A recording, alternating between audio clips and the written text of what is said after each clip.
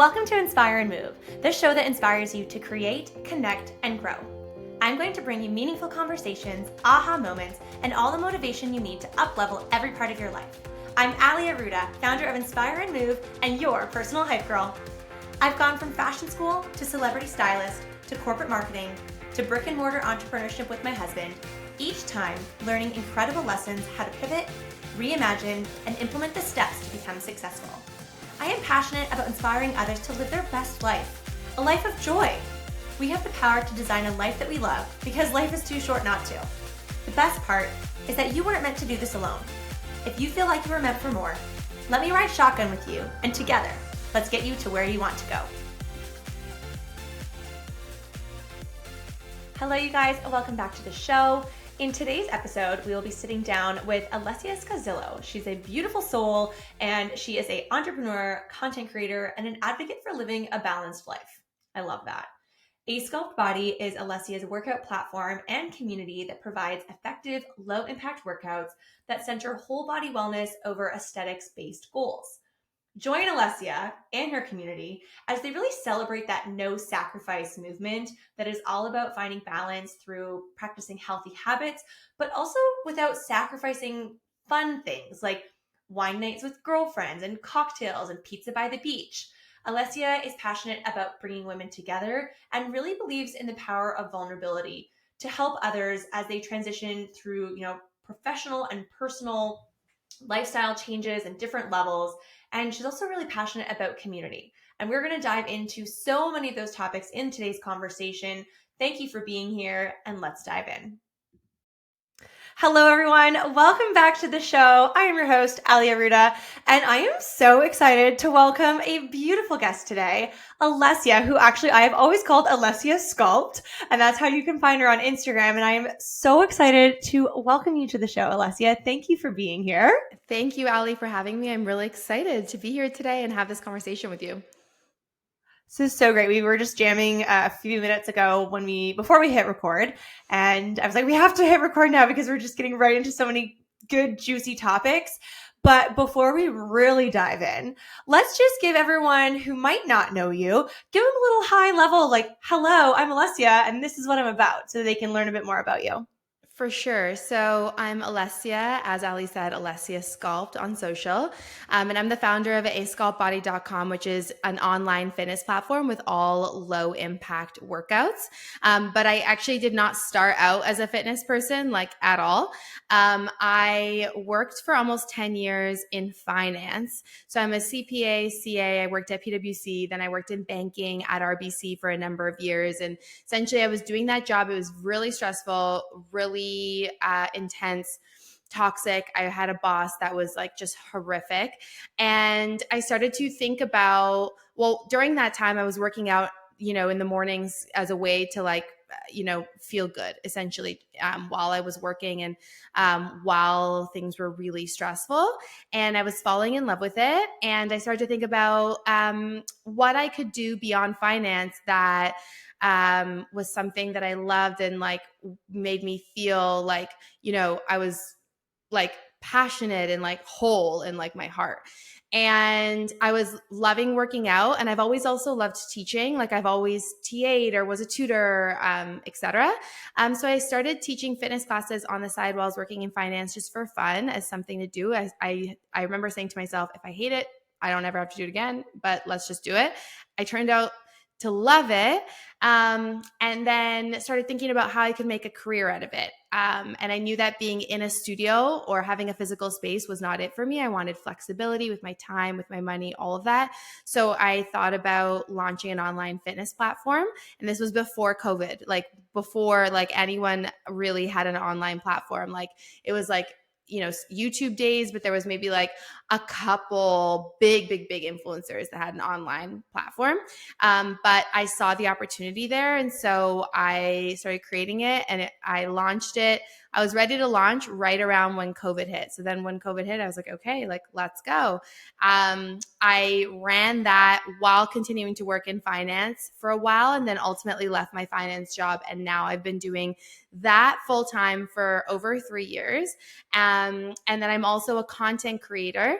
Fitness is one of the things I talk about, but really like on a more holistic level, I'm all about balanced wellness. So because I did have a full career before moving into this world, I'm like a regular girl that loves to work out to feel good, to like, have energy and confidence and strength for my life. But I also love to go out and eat and drink, and like there's no guilt or shame in that. So I talk a lot about that on my social. And I've evolved as an influencer even beyond that, with speaking about relationships, and so much more. So yeah, I've been doing this now full time for a little while, and I have been loving it. That's amazing. It's been really fun to watch your journey. I think when I first started really consuming your content, you were sort of at the end of your finance career. And because I remember seeing you in some really killer like suiting wear and some great handbags. Taking like a mirror selfie with like my suit on. Yeah. Actually, just a couple weeks ago, one of my old colleagues at RBC sent me a picture of herself, a mirror selfie from the office. Okay, wearing a Joe Fresh dress that I influenced her to buy. Joe Fresh is one of my big brand partners. And she was like, sorry for the PTSD from this office mirror selfie, but I wanted to show you my outfit that you influenced me to buy. And it was like this crazy like coming together of like old world and then, the office, and new world of influencing her to buy a Joe Fresh dress that she wore to the office. I was like, oh my gosh. I love that. Like, how does that make you feel in that moment? It's got to make you feel like so great. Yeah, it makes me feel amazing. It reminds me of how far I've come. So I think like day to day, it's really hard to see that, like when you work for yourself, it's hard to see how you're moving the needle every day or every week or every month. But then when you look back on longer periods of time, you're like, oh my gosh, like I did that. Like that's, I had a full-time successful career in finance. Like I was making really good money. I was getting promoted. I was on this like track to become a leader at the bank. They select like their favorite people to put on this list that are like mentored and like on this track to become like a leadership position. And I was literally on that. And I left all of that behind because I did not feel fulfilled, like in my heart and my soul. And like, there's been so many like question marks along the way, like how to sustain this long term, how to make money, how to, all of these things. And to look back at how far I've come in just a few years is like so rewarding and so special. I think it is so easy for us. And I was having this conversation with one of my clients at our gym today about how it's so easy. And I'm not sure if this would even be like us as females, even more so than men, but that we can be really hard on ourselves. But I also think we can be, if you're a high performance style of individual, you are moving at such a rapid pace that it is really easy for us to forget about how hard we've worked. What you just said, like, we easily kind of forget how much hard work we've done and how far we've come because we're constantly trying to move the needle forward and move quicker and achieve these big lofty goals. Then it's really important for us to reflect on that. 100%. That is me. And I've always been that. Like, I remember even when I worked in finance, like I would work for years to get promoted, and then I'd get promoted and I'd be like, okay, well, my next promotion I want is this. Like, that's very me. And I'm really, even like over the last few years, I've been really trying to make like an active effort to slow down and be present and appreciate all of the progress that I've made and how far I've come, and live in this moment and not be so worried about the future. As an entrepreneur, it could be so easy to get caught up in the next thing because you don't know when the next thing is coming. Like, in a more traditional corporate career, like this is the pipeline, like this is how much, I know when my next paycheck is coming, et cetera. But as an entrepreneur, you actually don't know like a lot of the time, like when the next thing is going to hit as an influencer specifically, if you're working with a lot of brands, which I do, like when you work with a brand, it can be an amazing contract, but you never know when that's going to hit. So like 3 months could go by and you could have nothing. And then in month 4, it could be this huge payoff and you just never know. So like I've really had to let go of control over that, of stress over that, because there's no point. Like letting things happen as they're meant to is really what I've been focusing on, and not worrying and being anxious about like how things are going to unfold. And that applies to so many areas of my life, to be honest, but like specifically with entrepreneurship, I think that's been very, very important as a lesson for me. Gosh, my mind is buzzing. I have so many areas I want to go in. But first I want to ask you, talking from the, finance to fitness, which I know is kind of like a My fun sort old of tagline that I've hashtag. seen you. Yeah. I used to use that. I used to use that all the time. Yeah. It worked because I've consumed it. I know that. I love it. What do you feel was the catalyst that made you take that leap? Well, it had been building for a long time. I think, I think we go to school, we start our jobs, and you maybe you get married and you buy a house and you have a kid. Like a lot of people keep putting one foot in front of the other, and they just kind of like do it because that's the path. And I think I did that for a lot of my life. And then in my mid 20s, once kind of like the direct next step had happened. So, I did a lot of the things. I got the jobs, I got married, all that. Once all that sort of happened, I was like, okay, wait, am I happy? Like I finally had this like pause moment to think about whether I was happy in what I was doing and whether that was the path I wanted to continue on. And when I looked around all my colleagues in my old finance job, I remember so vividly feeling like I don't want this to be me in 10, 20, 30 years. Like this is not the life for me. And so I started exploring it. Okay. Like thinking about what I could do, meeting different people, asking about what different jobs were. Maybe it wasn't about leaving finance. Maybe it just wasn't the right group or the right role or like whatever. But what really was the catalyst that pushed me kind of over the edge was having this terrible, toxic boss. I feel like I needed to hit a rock bottom. Otherwise, it was just too comfortable to leave. And I think in hindsight, like I'm very grateful for this boss that was so brutal and difficult to work with, because had I not have had that like really strong negative feeling, I may not have been pushed to make this change. And I joke now, like if I ran into this man on the street, I would literally thank him, even though I would go home crying from work like almost daily, like truly. And that was like really what did it. I remember this day so much. It was like my zillionth time coming home from work crying, and I was like, enough. It was like a Friday, 4 p.m. I left the office early, went home crying because my boss had said something like ridiculous. And I was like, okay, I love fitness. I don't know what I'm going to do next, but let me just reach out to the 2 people I know in the fitness world. 2 people I know. Like right now, I'm so ingrained in the fitness space, but back then I knew no one. I knew 2 people. One was the owner of this studio that my mom used to work out at, like in the middle of nowhere. And one was a fitness instructor who taught at that studio. So even removed from the Toronto fitness scene. And I was like, let me just email them and take a first step. And then that first step led to meeting and having coffee with them. And then that led to one of them taking me under her wing to train me and help me become a fitness trainer. And then that led to like me having my first teaching role. And like, it just sort of happened like that. But I had to hit that like rock bottom to just be like, okay, like time to make a change.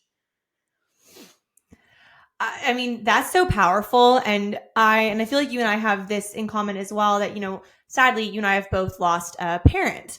And like with the rock bottom, I lost my dad 2 years ago. And it was right in the middle of the pandemic, and we were in a gym, and we know how that goes. But I remember sitting outside in our backyard, and I just felt like, okay, this is rock bottom. I've never been here before, and this sucks. And I kind of gave myself about like 2 weeks to really we spent a lot of time in rock bottom. And then eventually, just as you said, I came out of that rock bottom, and I was like, okay, well, the only way to go out of rock bottom is up. And it's going to be 1 foot in front of the other, and just going to be like a series of little baby steps. And hearing what you did, going from finance to fitness with those baby steps of, recognizing, okay, I know two people, so I'm going to contact two people. And then we're going to do this series of baby steps and look at this evolution that you've had in really like a short amount of time. Totally. Well, first, I want to say I am sorry to hear about the loss of your father, or to hear about it again now. I remember when you had shared that on social. I want to say we messaged a little bit. I can't recall, but I know I've been there. I lost my mom when I was 20 years old. And so I know the feeling, and it's just so terrible. So I'm so, so, so sorry. You seem like you're doing a lot better, which is amazing. Like, time does heal, but it still has only been a couple years. Like, I lost my mom like 12 years ago, or yeah, like 12 years ago, I think. And it still sometimes will sting. So give yourself grace there. But yeah, I've been in that rock bottom place many a times now. Once in my career, once with the loss of my mom, once in my divorce, and to my ex-husband, who I was married to for 4 years, together for 12. So like a really big life change. And every single time I've been there, it's been the worst ever. And now I'm realizing like the beauty in that. I saw this video on TikTok like about a year ago that hit me hard, and like I've never forgotten it. It was like, someone was being interviewed, and it was like, what do you say to people who are lost? And his response started with, well, you have to be lost in order to be found.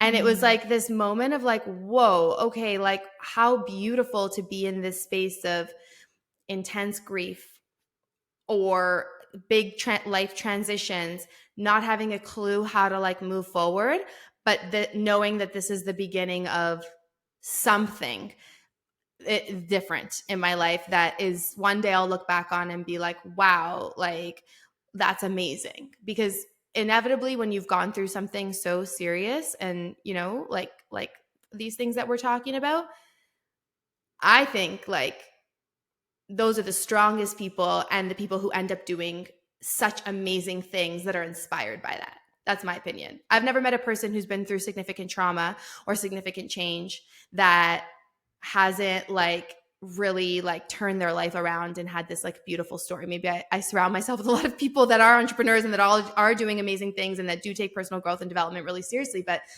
it's like usually these like amazing stories are inspired by one of those low lost times. Oh my gosh, it is so true. And I still feel, I was just having this conversation earlier today about open wounds and closed wounds, and I heard that at an event a couple weeks ago, and I thought that was such a great perspective of how, and this might be a good question to you to even transition into one of our next topics, but a closed wound, like perhaps, and I'm not going to generalize for you, but if it's been 12 years since the loss of your mom, maybe that is a closed wound that you can talk about. You can talk about her like lovingly, you can talk about the grief journey, but you feel confident that that's something you could talk about. I can talk about the loss of my brother that's like 18 years ago. That's a closed wound, obviously still a trauma, but can speak to it without, buckling from tears. My dad, like a 2 years ago, really important person in my life. We're like an open/closed wound. It's not totally closed, where it's still a bit fresh, and there's vulnerability. And I think there is power in vulnerability. And that's where I'm excited to kind of go that route for your conversation, because I know that's a really big part of your life right now with how you've shown up and brought your community, I don't want to say along for the ride, but you've shared so beautifully with this big transition. And I feel like a friend of mine, Aisha Marshall, she always refers to this cocoon season, like butterfly season. And I feel like you're in this beautiful butterfly season that has come from a 12-year relationship, which has had a big life milestone with marriage and, a home, and what comes from that partnership, that you made a big decision to end that. And I feel like I would love to know a little bit more of that. Like, I've seen what you share online, but I feel like you're doing such a beautiful job of sharing that, bringing your community along for that vulnerable ride, and also your healing journey. Thank you for that. I really appreciate you saying that. And when people say that to me, I do get those messages a lot from my community that's like, I really appreciate how vulnerable you're being. It's very refreshing. Like, I don't often see that on social media. And I feel like I can't not share on social. Like, if I'm going to, I about everything. If I'm going to do it, I'm going to do it fully. I'm going to do it like without holding back.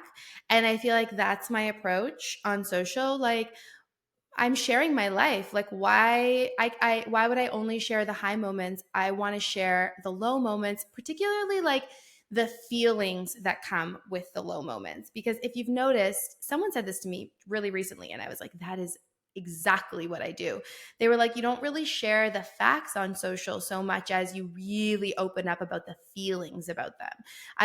I've always been so respectful, like, about my ex-husband. Like, I've never gotten into details about him. Like, I respect him and adore him so much to this day. I know he feels like the same. We've moved on separately, but we send nothing but love to each other. And, like, I dated someone. I had my kind of my first post-marriage, I guess, boyfriend relationship since then.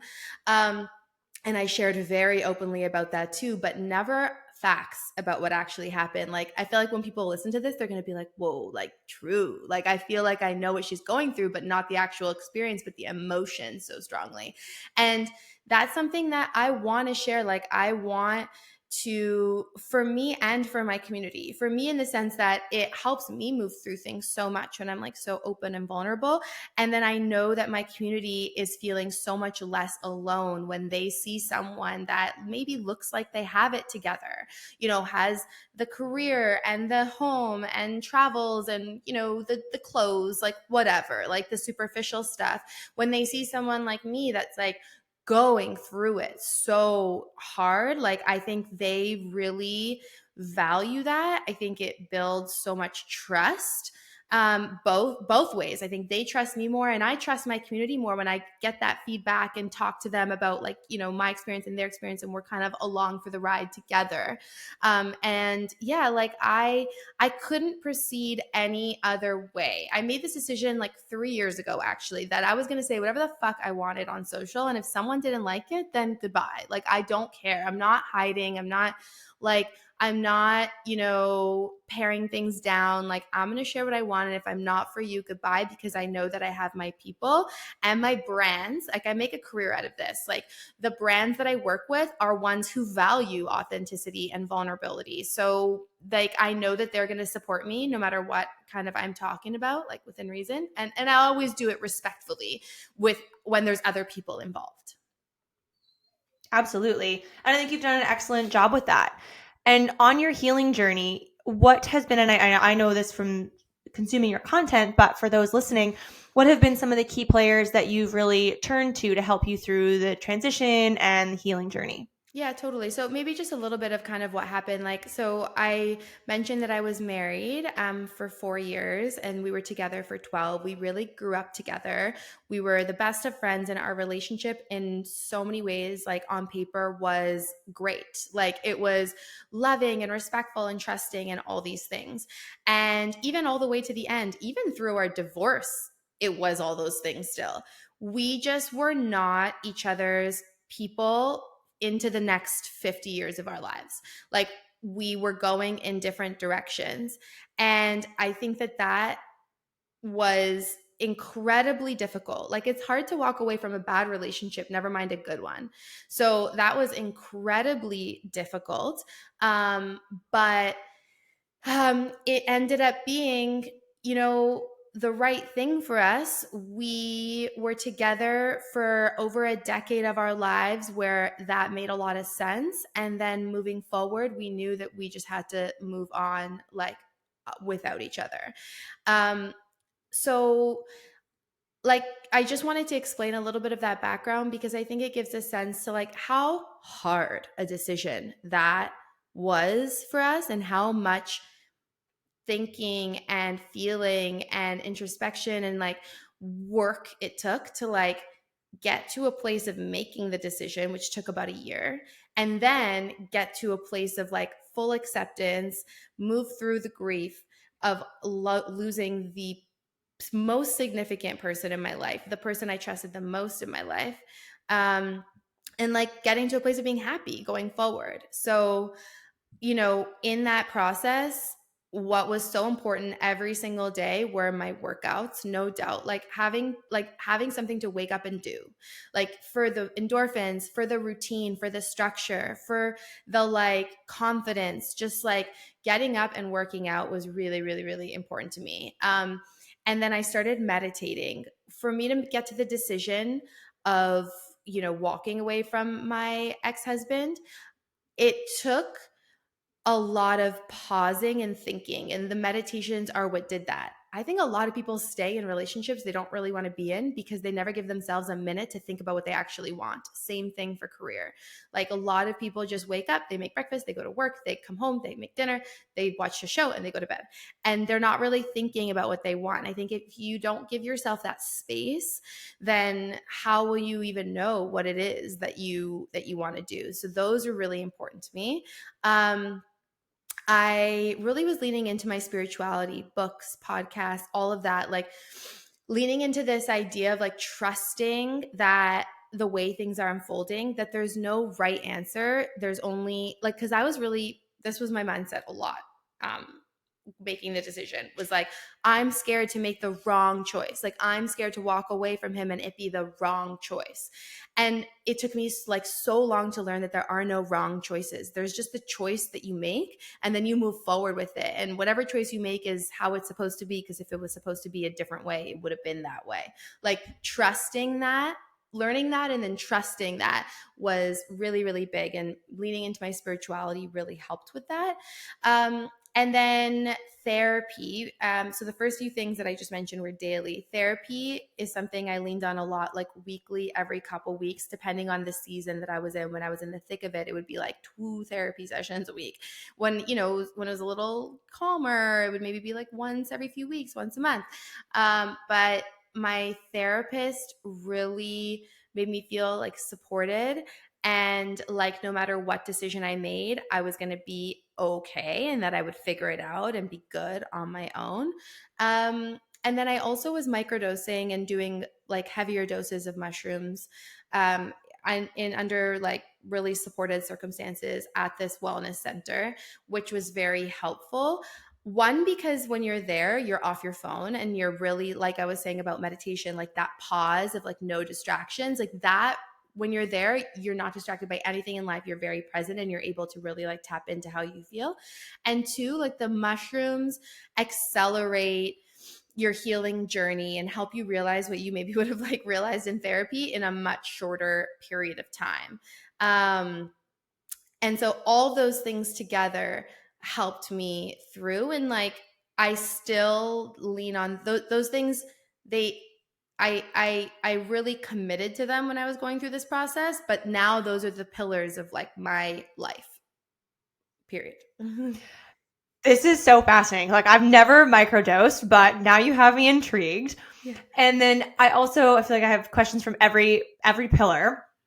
I want to sort of root down on the workouts, meditation, and the books and podcasts. Oh, and I had a question about therapy. So I want to know what kind of workouts, like were you following your own workouts that you prepare and do and provide for your community?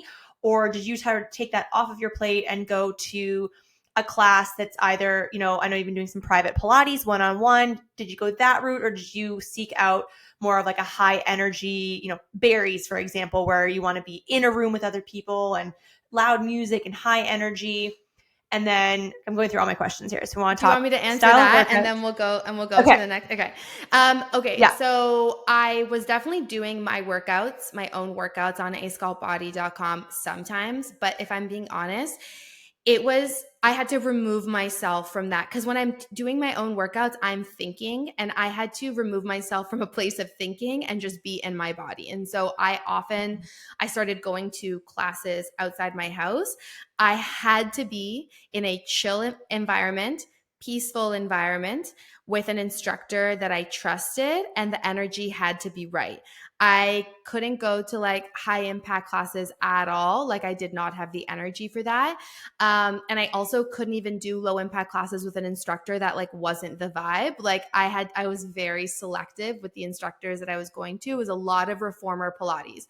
I remember like a year and a half ago going to a reformer Pilates class weekly and crying through the whole thing every time. Every time I would walk out being like, the instructor probably thinks I'm absolutely nuts. Like they're probably like, what is going on? This is before I shared anything on social.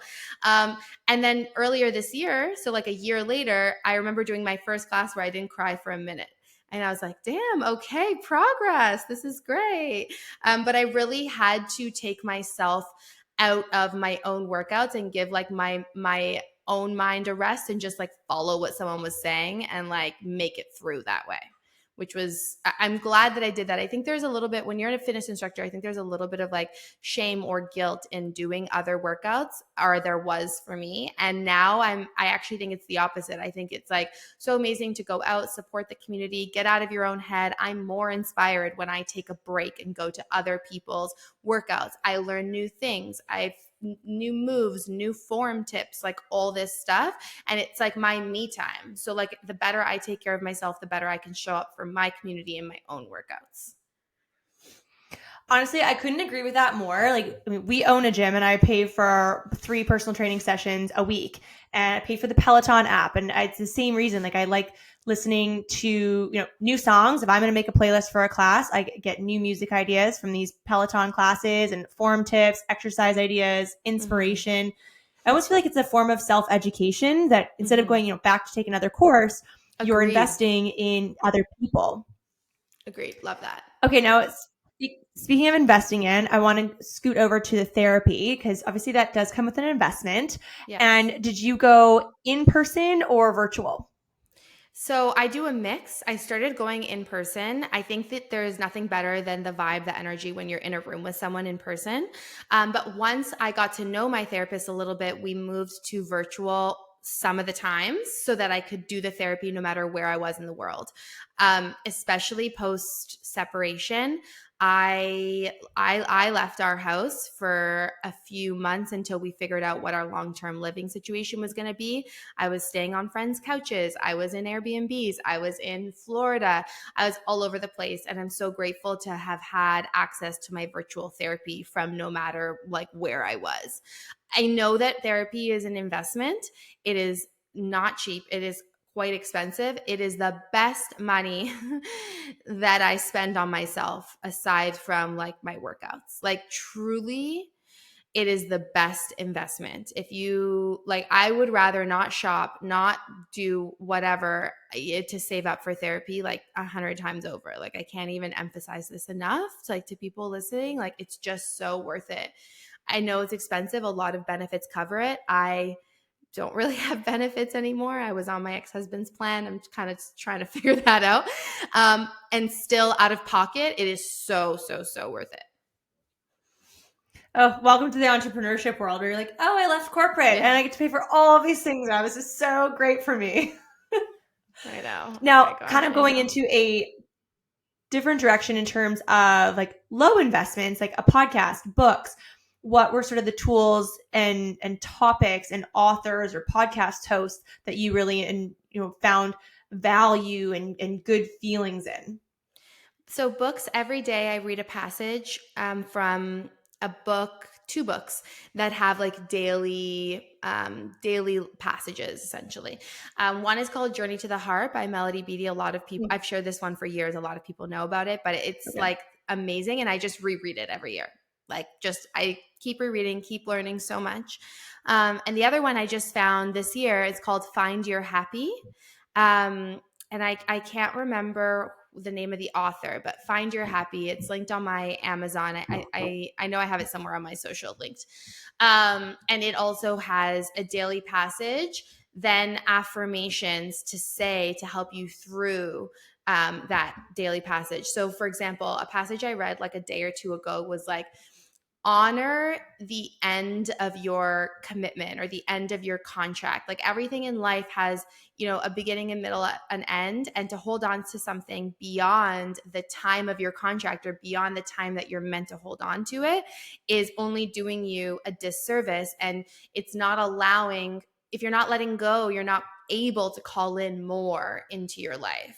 And that was such a powerful passage for me to hear, like even to this day, it's like still hard to let go of things that I struggle with letting go a lot. and I feel very, very, very deeply. So like reading these passages every morning as a way to start the day is so helpful. Another thing I do every morning, so like I read a passage out of each of those books, and then I do a meditation on the Superhuman app. And I have a code for that, Alessia, for 6 weeks free, if you want to include that in the show notes. Yeah. And it's these really short and approachable meditations where they're almost kind of like pep talks. There's words like it's Mimi Bouchard, who's an content creator and kind of like a public figure. It's her company and her voice on these meditations, and they have some as short as like 5 or 10 minutes, but they're different than a lot of meditations in that they really like their pep talks, they really like amp you up for the day or for whatever you're experiencing. So I always leave feeling like more excited, confident, happy, joyful, like refreshed when I'm doing them. And the whole concept of the meditation is like, if you want to be a person that has certain things. So if you want to be a person that is happy, that it has financial success, that is in love, then you have to start feeling those feelings that that person would feel today before you have them. So you're like stepping into this version of your future self now and embodying those feelings today so that you already know how it feels. And by doing that, you're bringing them to you faster. And so I just like love them. Like this is not sponsored. Like I really just like found the only I've tried like every meditation app. These are the only ones I love. And then podcasts, I same with like the workouts. What I said before was like I have to be very careful when I'm in these periods of whose energy I let in. There were some podcasts that I loved before. For example, Skinny Confidential. Love Skinny Confidential. Have loved for years, like since it was barely a podcast. Like I'm an OG follower. Going through this time, that was not the podcast I could listen to. I needed softness. I needed like a loving approach. I needed a spiritual kind of vibe. So like the Almost 30 podcast with Krista and Lindsay, I love. The Balance Blonde, like ones that are like have this spiritual element and are much more like calming. And it's like they're more supportive. They feel like a warm hug. So those are the ones that I've really been able to, or that I was really leaning into. And then now that I'm feeling a little bit better, like last week I turned on Skinny Confidential again. And I think it's about knowing yourself and where you're at and like embracing those phases instead of saying like, oh no, this is what I like and this is what I committed to. So like, I'm just going to keep going with that. That's incredible. And I mean, do you feel like you've always been like, I'm really loving how much grace and respect you have been giving yourself over this, the course of this journey and these seasons that you're kind of going between or have left and now are in?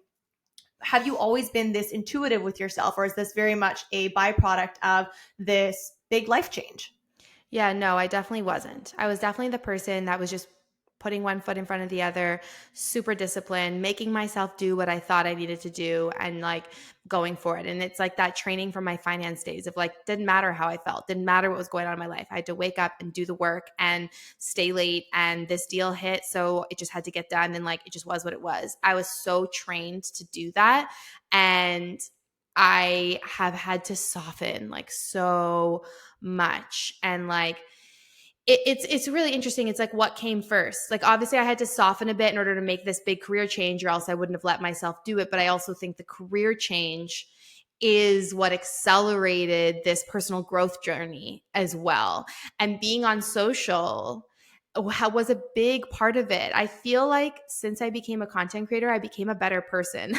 I became like more in tune with myself and and like more thoughtful and softer and like giving myself more grace and like living life in a way that is like just like more aligned with like what my real values are. And I feel like it's because like it became not just about living for me. It became like, well, if I'm a leader now of this community, then I better be showing up that way, not just on social where they see it, but actually in my life too, because I'm the same. Like I'm the same on social as I am in person. Like obviously it's a version of me because there's no camera on me 24/7, but I'm the same person. And people often say that when they come to my events. They're like, wow, you're like exactly what I thought you'd be like. It's like, yeah, because I show up that way. And so since I became a content creator, like I actually feel like I've stepped into this better version of myself, better meaning like more flexible, softer,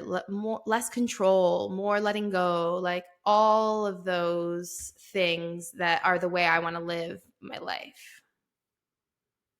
That's amazing. And I feel like that is probably really interesting for the listeners to hear, because I feel like, the world of influencers, influencer marketing, content creation could potentially get this, I don't want to say bad rap, because I feel like that's like super extreme, but it's like an element of production. You can prepare for a photo shoot, a video shoot, brand partnership content, that I feel like that has to be really refreshing for people to hear right now on this show, but B, experience in person, because you are amazing with live events and connecting with your community. That's got to be really cool for them to see and feel and experience. And just, I mean, I'm loving hearing that. And I'd love to learn even more about your world of content creating and, how you seek brand partnerships or how they come to you. And I feel like that's going to be a really interesting subject for everyone that's listening. Yeah, totally. It's such a world that was new to me. I had no idea what the fuck I was doing. I obviously had a salary job in finance for like 10 years. So like suddenly I'm an influencer, not a clue how to make money. I had some great mentors along the way. But really what I did was be very authentic, very myself, and very vulnerable on social and let things come to me. Most of what I do are things that have come to me, like brands that I've reached out to work together that I then always deliver like above and beyond, especially if it's a brand that I really like. If they've come to me, then I know that they're interested, which is majority of how I get my work. Then I cultivate that. I do a really good job. I'm really professional. Um, which a lot of influencers are not, because like, not to speak badly, but truthfully most have never worked a corporate job, right? Like whereas I have, like I understand what it's like to show up on time, show up with the right deliverables, be really professional, negotiate contracts, like all that stuff that like I have that experience in, that brands really, it makes it easy for them to work with me. So I always try and make working with me easy for the brand, and then I cultivate and build out that relationship. So like example, one of my biggest partners is Genuine Health. They reached out to me in like I think 2020 or early 2021 to do like a couple small, like I don't know, some reel posts, some stories, whatever. I've now worked with them for 3 years in a row. I have a 1 year recurring contract with them, hopefully into 2024. I'm talking with them soon. But I really proved to them that I was of value to them, that I was such a great brand ambassador, that I was generating the sales, generating the brand awareness. Then my community started associating me with Genuine Health, or like Genuine Health with Alessia. Like, oh, this is the supplement brand that Alessia works with. And I cultivated that relationship into this huge, monetarily wise and, deliverables wise brand relationship that I value so much, and I know they value too. And so that has been something like I'm really proud of. Then there's so that's most of the work I get is like incoming like that. Then there's like select other brands that I see and identify as like, I'm really aligned with this brand, and I will do whatever I can to work with them. So another example, I mentioned this brand earlier in this podcast, Joe Fresh. So they're this really affordable and inclusive, like size inclusive, body positive, like Canadian retailer. And I've seen so many influencers work with them. And I reached out to them 3 years ago, and I was like, I really want to work with you. And it just didn't happen. Like for whatever reason, they were like, oh, maybe, and it just didn't happen. And I would keep following up. And I did not leave them alone for 3 years. And then finally we worked together end of last year and it went amazing. And then this year I had this big, this multi-month contract with them. And that was me not giving up, understanding that like, at the same time, knowing when is the right time. It wasn't the right time 3 years ago. I actually don't think that I would have delivered in my best way 3 years ago. Like I hadn't found myself as a content creator yet. And I hadn't found my community I hadn't found like my real community who buys and supports like in that way yet. Then several years later, when it finally was the right time, they were ready. Things opened up, opportunities opened up for them. I was more ready to deliver what they needed. And it was a much more successful partnership, it having happened this year. But that's rare. Like it's rare. I mean, maybe other content creators have had a different experience, but I find it's really rare to like be doing outreach and have brands be like, oh yeah, okay, let's work together. Usually it's the other way around because they follow you, they know your content, and they're like, oh, we know what Alessia is about. Otherwise, it's kind of hard to convince like a brand, why am I a better investment than this influencer over here if they don't already know me? Do you have any brands or partners on your dream list that you would love to work with? Yeah. There's one I've wanted to work with for years, and apparently I've been like they're repped by an agency, and apparently, or I think a few agencies for different things. And apparently at least one of the agencies has pitched me several times, but it just has never happened. And so that's one of those things that hopefully at some point will. It's Dove. And Dove is a very like body positive, inclusive brand. Also, they show all kinds of shapes and sizes and skin colors and types and all these things on their, with the influencers that they work with and in their campaigns. So that's something that I would love to do, because a topic I talk a lot about is body acceptance. I've fluctuated in weight and size so much over the years with like all the things I've gone through in my life, like multiple sizes up and down, and I've got stretch marks, and I'm not a typical, lean fitness girl. Like that's just not me. So I love to work with brands who are aligned in that way. And actually another brand that I've wanted to work with for a long time that I am working with now, soon you'll see it come out, is NYX. Yeah, so Girl, that's amazing. Yeah, so I haven't shot. It's actually in partnership with my friend Raquel. I don't know if I'm allowed to say this, but like whatever. We're working with them together, and we haven't shot it yet, but the contract has come up, and so we're really excited about that because they too are a very like size inclusive, like body positive brand. Yeah. Girl, that's incredible. You should feel so proud of yourself, and you should absolutely celebrate that. Thank you. And I can't wait to see and hear and consume your Dove contract. That's going to be amazing. Yeah, we have to talk about it as if it's going to happen. Like the contract that is coming. 100%. I am huge when it comes to like manifesting and visualization. Yeah. I actually just finished listening to The Secret, which I swear was like the OG personal development book that I read.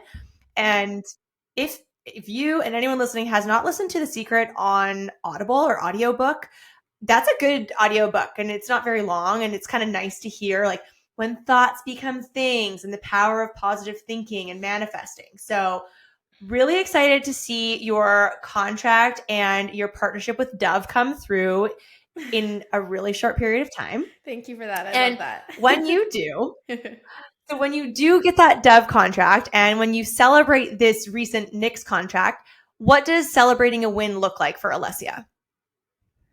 Oh, I feel like I don't celebrate maybe as much as I should in those moments. I don't know. I drink. A cheers. But mine always has wine. Yeah. I'm like, yeah, I guess like a good. But the thing is like I guess, okay, I don't celebrate myself in those moments of, quote, success, like when something comes through as much, because I feel like I'm learning to celebrate myself like on the daily. Like it doesn't need to be something for me to like have a glass of wine and go out with friends and like do a cheers or go on a trip. Like, some people are like, oh, I'm going on this birthday trip. It's like, oh, actually maybe for me, for my birthday, I'll stay home because nothing, and just do whatever. But like, the week before, I'm going on a trip just because I want to. Like, I'm trying to more like not force myself to have a reason to like do the things I want to do, but like let it flow and enjoy the moments like in between all the time. I love that. I Yeah. think that's really beautiful, and I think even lessons when people have gone through loss, and actually loss is a broad term, whether it's loss of a spouse by way of divorce, going your separate ways, death, that loss of a job, maybe an identity. I think like if you've experienced things like that, those life traumas, perhaps you have a bit of a different perspective, and so you might go through life with a different edge and energy of how you celebrate things and celebrate yourself and those milestones. And I was also going Totally. to ask you, like, Just totally you would agree. agree? Totally agree. I'm much more of a like a celebrate life kind of person, like on the regular.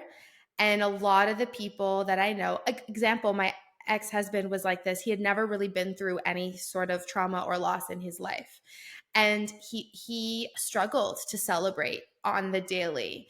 I think I think when you've experienced such heartbreak or loss or grief or trauma, you just want to make the most of every moment because you know that every moment is so precious.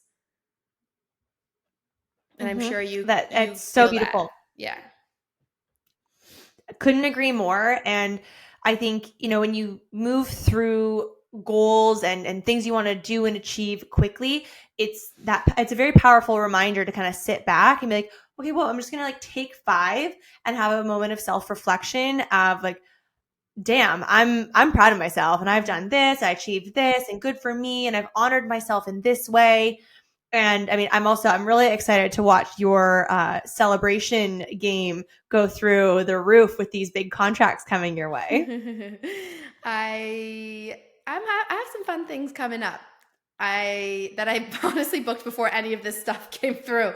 So now I'm like, okay, great. I'll just, I'll stay there for Celebrate. celebration. Yeah, right. Meanwhile, I just wanted to do it. Now, yeah, that's amazing. And obviously, your life's looking a little different because Alessia is we're saying her she's like single, ready to mingle and out on the town, Yeah, open for opportunities. totally. What do your I would imagine that you have a really strong, friendship circle, power partners, business besties, support system. Is that something that you want to tap into and what you want to share, kind of like what that has looked like for you through this journey? Yeah, well, because I was with my ex-husband for 12 years in the formative years, many of the formative years of my life, for a long time he was my kind of go-to person. Like he would support me through so much and I always had amazing friends, but I never would really lean on them. Like I would like when it really mattered, when shit got real, I would lean on my ex.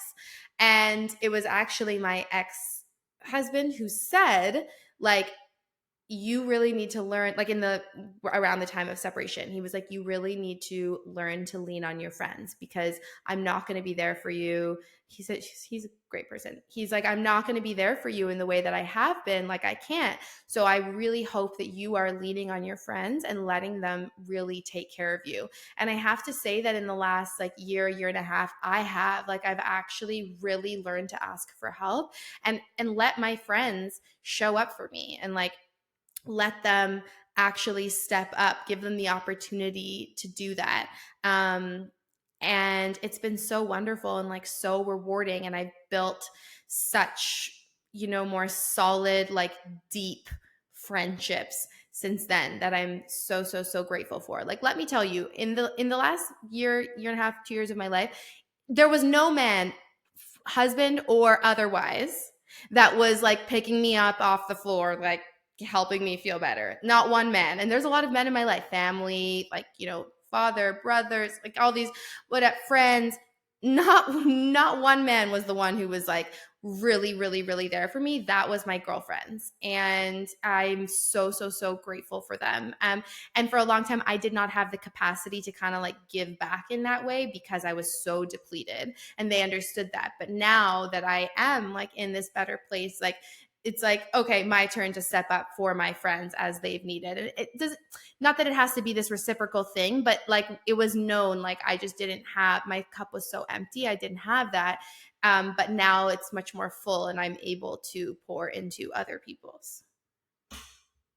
I think that's still a beautiful balance that I think when you have really strong friendships, and I'm going to go the girlfriends route, that we understand. And, life can throw you shitty curveballs, or those curveballs can be like a whole corner of curves. And it doesn't last forever, as we talked about, like with rock bottom, that, you'll eventually put those little baby steps, micro steps, and then you're going to fill your cup back up. And then you can go pour into theirs and help them out. Totally. So for like a Friday or a Saturday night with you and your girlfriends, what does that look like? Okay. Well, usually get dressed up, go for a drink, go for dinner, and then go out, have more drinks. Like I like to party, I won't lie. And I'm not afraid to say, yeah, I mean, I'm not afraid to. Okay, well, actually, there's two extremes. There's like me and my friends who will do that. And then there's my other friends who are like married with one or two children who, like, if I'm with them, a Friday, Saturday night looks very different. But with my friends that are in a similar like vibe to me, yeah, we like to go out, we like to party, we like to travel and explore and, do all the things. And I'm not afraid to say that on here or on social. Like, I like to drink tequila, I like to drink wine. I will often go out, go partying, dancing, whatever, stay out late. And like, that to me is part of my balance. And that's not for everyone, but it is for me. Girl, I get it. I mean, I know you love your wine. I love my wine. Yeah. I talk about it all the time. So Yeah.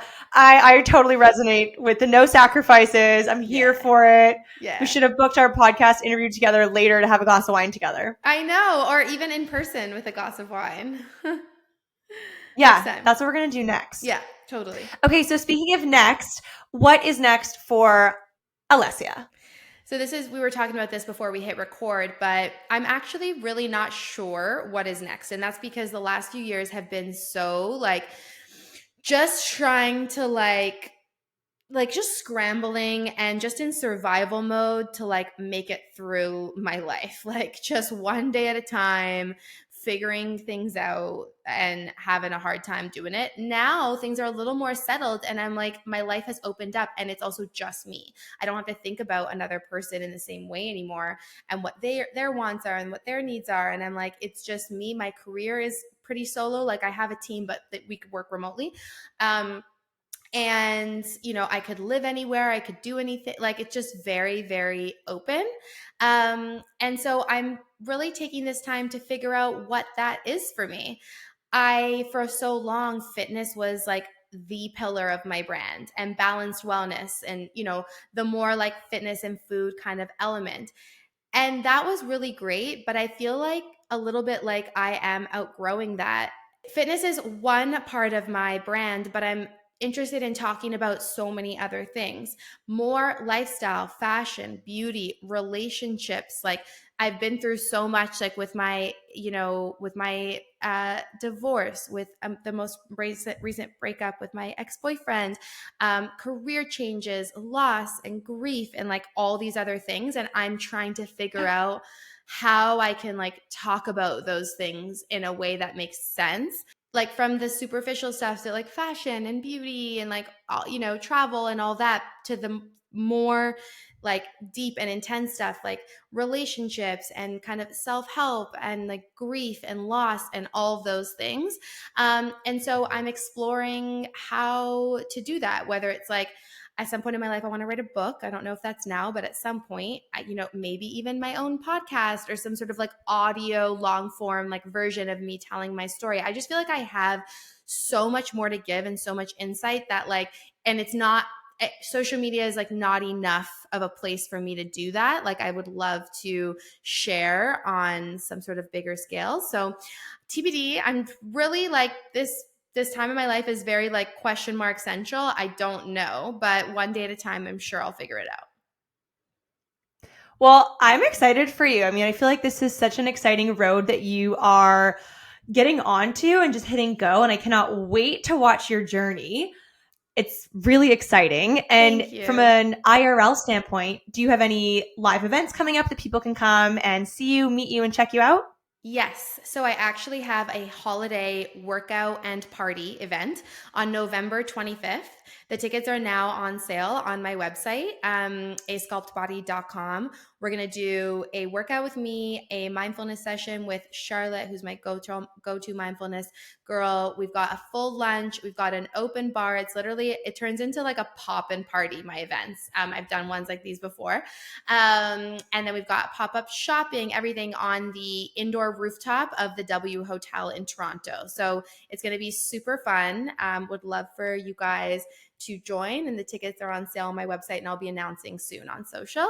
And then always you can find my workouts online at asculptbody.com. I have a 7-day free trial. I have over 300 low impact workouts, sculpt, strength, with equipment, no equipment, all kinds of things. So if you're, and I also have like programs and schedules to follow so that it makes it a little bit easier to do from home. You just wake up and click play. So if you're interested, definitely check that out. And I have a 7-day free trial, so you can try it all for free. I love that. We have so many like good things to link in the show notes. And then lastly, where can everyone find you on Instagram? At Alessia Sculpt on Instagram and TikTok. So that's Alessia and then Sculpt. Love that. Oh my gosh, Alessia, it has been such a joy having you on the show. Thank you for being here and for sharing just so vulnerably and beautifully. I've really loved our conversation, and I'm so grateful to have had you.